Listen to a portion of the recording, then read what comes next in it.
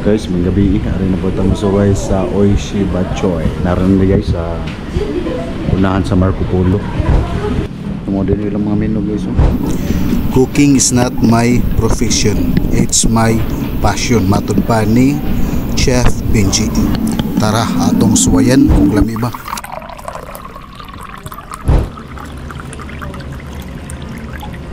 Chef Benji San used to work in Japan since 1977. That's where he honored his skills in Japanese delicacy, especially ramen.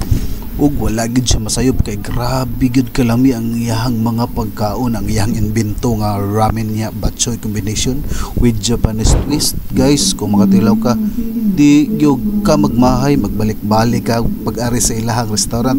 Sama na lang nako nga halos tagagabi na medre nagsige na mig tilaw-tilaw sa tanan nilang mga putahe. Among gisuwayan tanan gikan silang salad ug kanang ilahang mga soup. Lamig gyud ilang pagkaon. Mao ni nga video usa sa mga gikilig ko sa kalami sa timplada ni Chef Benji. Guys, why ninyo di gyud magmahay. Recommended kis tanan 1 o 100% guys. Tilawin ninyo di ba padilak mo sa kalami.